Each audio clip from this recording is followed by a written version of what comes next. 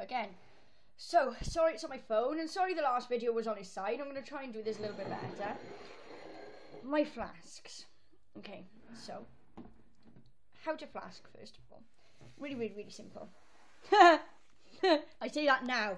It's relatively simple. I'm trying to get this so the light doesn't thingy, and I don't have to keep holding the thing. Right, okay, it's relatively simple. Basically, you need some sterilized pots with some orchid medium that if you're in America you can get from the Orchid Seed Project, the OSP, or you can, there's loads of recipes you can Google any for making up your own medium, or if you're somewhere else or in Britain like me, then there tends to be places, you know, locally where you can buy them, or like I said, you can make your own mix.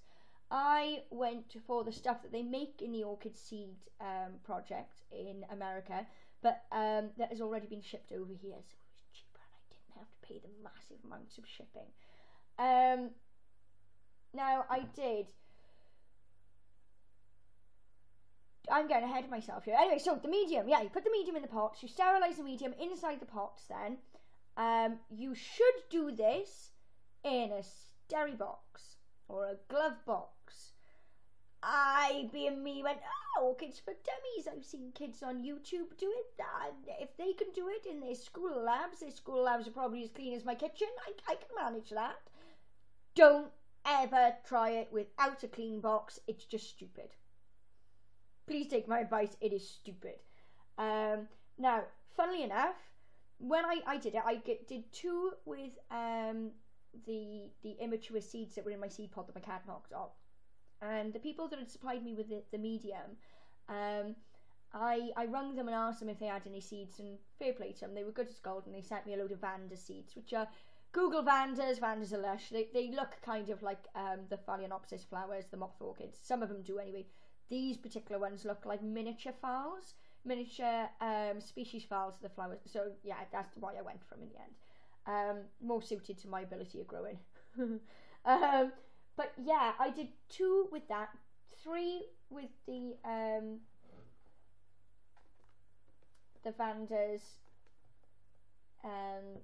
in plastic tubs, and one with them in glass.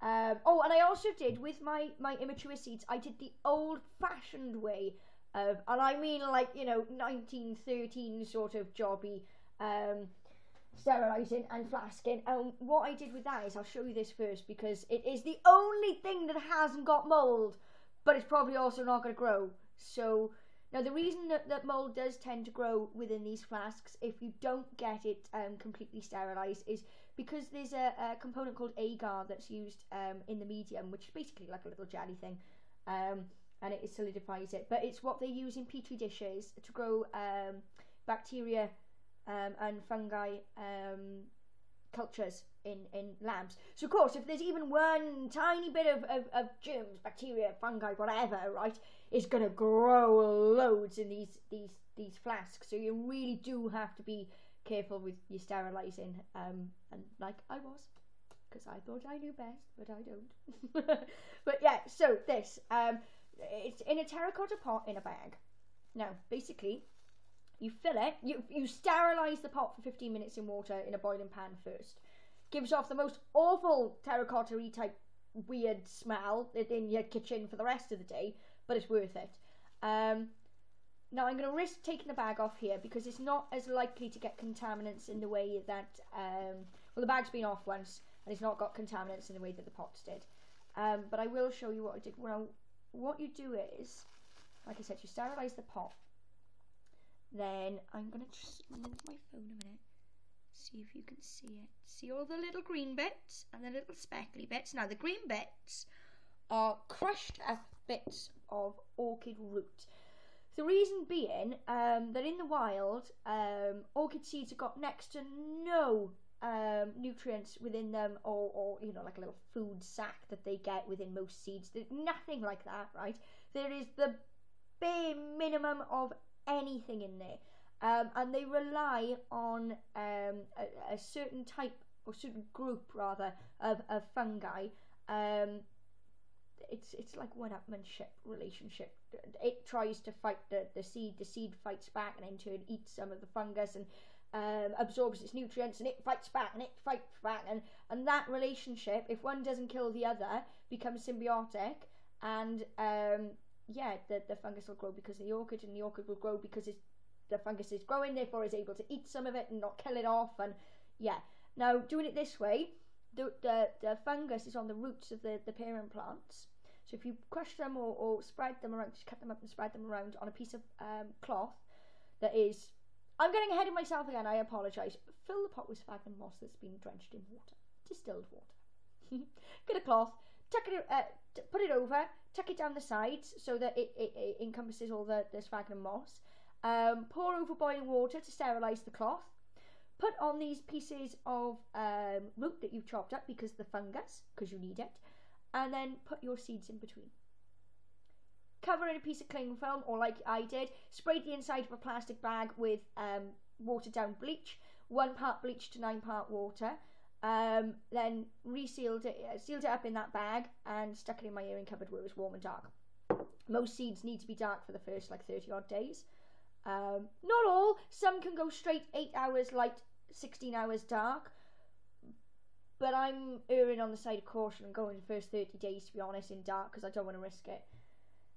And I wish that I hadn't just left them alone, and next time I'm going to watch them, always watch your orchid seeds. Even if it's just once a day, check them, because bacteria can grow really, really fast. I mean, these have only been in my airing cupboard for a week, and it's disturbing. Now, one of the Vanda seeds that I did, I didn't bleach as a test.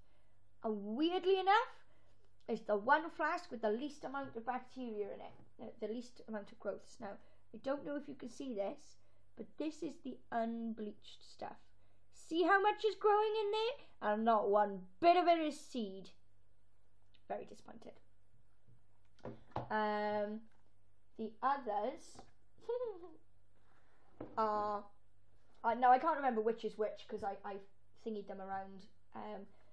But yeah, this one, now there's not the spots on it, but the growths inside, they're 2 different bacteria, because the way they're forming is like the mixture between one of the plastic flasks and the stuff that's growing in the glass flask. But yeah, this, see, it's like what grows on your bread. This is seriously how not to flask orchids. I have to be much sterile next time, and I will show how to do that next time. But anyway, this is another, and another. You can see where the seeds were, because you have to sterilise the seeds as well, which I didn't bleach the seeds down on that one, and for some unknown reason that seems to be the best of the lot, weirdly enough.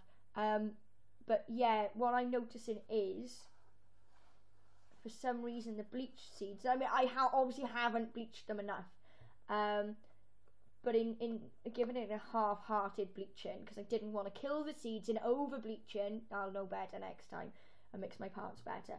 But it means that somehow the bacteria has flourished more. My glass flask is like it's got skin. Wrinkly, weird ass skin. It is disgusting. I'm going to open it up and show you because it is just the weirdest. And this one is not a spory type one, so I don't mind opening it up. I say that now. I'll probably have dead lungs tomorrow. Let's see if I can show you. Look at that. It is nasty, man. And that's one that had Vanda seeds in. And it's killed them all off. So actually, if I tilt it, you can't see it, but if I tilt it, there's a bit of fluid in there, and I can see the seeds floating around. Dead. Not impressed with myself at all, to be completely honest. Oh, the other thing that I've done is, now I have no experience in doing tissue culture stuff, but I thought I'd give it a go as well at the same time, because I had an extra pot of medium, and it is the only thing that has not gone mouldy. I don't know why, but I'm hoping that it'll cause a clone of a plant. So it's in a plastic bag, and I'm sorry, you can see nothing, but that's fine. The plastic bag is stopping any more contaminants going in, but not only that, it does stop you from seeing in, but I can see myself where the thing is, and the fact that there's no mold, no fungus, no nothing growing on it. It might result that it does nothing, but at least I ended up with one that wasn't contaminated. So I'm assuming, probably a stupid assumption, but I'm going to assume that it was more to do with the way that I sterilised the seeds and handled the seeds than how I handled the flasks, the medium, and the sterilising of those. So apart from being in a steri box next time, I'm not really going to change how I messed about with the medium. That's staying how it is. But as soon as I get my new seeds and new medium in, I'll go into that more. It's pointless doing it now, it's just time wasting. But I do want to show you my steri box. It's really, really simple to make. It's only half done at the moment because I'm waiting for some more duct tape and marigold gloves to turn up of all things. But let me just shift all these over to one side so I can bring this over. It's basically one of my son's old toy boxes. I say old because I've emptied all the toys out of it into another box and I am now using it. Let me shut my laptop so I can move it. Bear with me. See if you can see it. Right. Okay, so I'm going to change the camera angle. It's not letting me. Okay, I'm going to have to. Right, okay, so this, if I can. There we go. This is my son's toy box. It's got a little detachable lid, which once I put everything inside of it, I have to duct tape shut so that nothing can get in.